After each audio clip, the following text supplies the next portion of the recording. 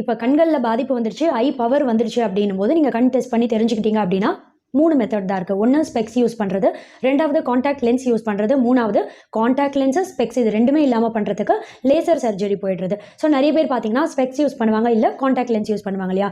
இது ரெண்டுத்தில் எது பெஸ்ட்டு அப்படின்னு கேட்டிங்கன்னா ரெண்டுமே நல்ல விஷயம் தான். ஸ்பெக்ஸ் யூஸ் பண்ணால் ரொம்ப நல்ல விஷயம். ஆனால் ஒரு சின்ன சின்ன டிஸ்கம்ஃபர்ட், இப்போது பவர் ரொம்ப அதிகமாக இருக்குது அப்படின்னும் போது கண்ணாடியோட தடிமன் கொஞ்சம் அதிகமாக இருக்கும், திக்னஸ். ஸோ இது ஒரு சின்ன ஒரு டிஸ்கம்ஃபர்ட்டாக இருக்கலாம் பவர் அதிகமாக இருக்கிறவங்களுக்கு. 2வது பார்த்தீங்கன்னா ஸ்பெக்ஸ் யூஸ் பண்ணுற எல்லாருக்குமே சைடில் வந்து இந்த ஃப்ரேம் வந்துடும் இல்லையா? ஸோ அதனால சைடு விஷன் அப்படின்றது லைட்டாக மறையும். ஸோ இது மாதிரி சின்ன சின்ன டிஸ்கம்ஃபர்ட், ஒரு ஃபங்க்ஷன், பர்த்டே பார்ட்டி ஏதாவது போகிறீங்க அப்படின்னும் போது அந்த நேரம் வந்து ஸ்பெக்ஸ் வேணாம், காண்டாக்ட் லென்ஸ் யூஸ் பண்ணலான்னு ஃபீல் பண்ணுறது, இப்படி சின்ன சின்ன டிஸ்கம்ஃபர்ட் தான் இருக்குமே தவிர ஸ்பெக்ஸ் யூஸ் பண்ணுறது கண் பார்வைக்கு எந்த ஒரு பாதிப்பும் இல்லை, ரொம்ப நல்ல விஷயம். ஐ பவர் இருக்குது அப்படின்றவங்க ஸ்பெக்ஸ் தாராளமாக யூஸ் பண்ணலாம்.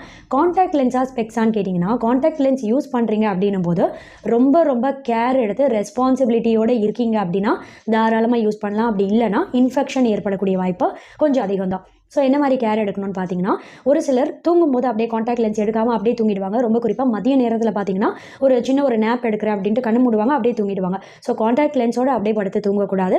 ஃபேஸ் வாஷ் பண்ணுறீங்க அப்படின்னா காண்டாக்ட் லென்ஸை சரியான முறையில் ரிமூவ் பண்ணிவிட்டு அப்புறம் தான் ஃபேஸ் வாஷ் பண்ணணும். ஒரு சிலர் லென்ஸை ரிமூவ் பண்ணும்போது பார்த்தீங்கன்னா கை விரலை வாஷ் பண்ணாமல் கைகளை அப்படியே விரலால் எடுத்துருவாங்க. கைகளை முதல்ல நல்லா க்ளீனாக கழுவி சுத்தம் செய்ததுக்கப்புறம் தான் லென்ஸ் எடுக்கணும். லென்ஸை க்ளீன் பண்ணுறதுக்கு உண்டான சொல்யூஷன் அப்படின்னு ஒன்று கொடுத்துருப்பாங்க இல்லையா தனியாக, அதை வைத்து லென்ஸை ப்ராப்பரான முறையில் க்ளீன் பண்ணணும். ரொம்ப முக்கியமாக பார்த்தீங்கன்னா கண்களில் ஏதாவது ட்ராப்ஸ் விடுறீங்க, இப்போ கிளவுக்கமா மாதிரி ஏதோ பாதிப்பு இருக்குது, நீங்கள் லென்ஸ் யூஸ் பண்ணுறீங்க, ட்ராப்ஸ் ஏதாவது விடுறீங்க அப்படின்னா லென்ஸை ரிமூவ் பண்ணிட்டு தான் கண்களுக்கு ட்ராப்ஸ் விடணும். ரொம்ப குறிப்பாக லென்ஸ் யூஸ் பண்ணுறவங்க அதோட எக்ஸ்பைரி டேட் பார்த்து யூஸ் பண்ணுங்க. ஒரு சிலர் அந்த காலகட்டத்தை தாண்டியே யூஸ் பண்ணுவீங்க இல்லையா?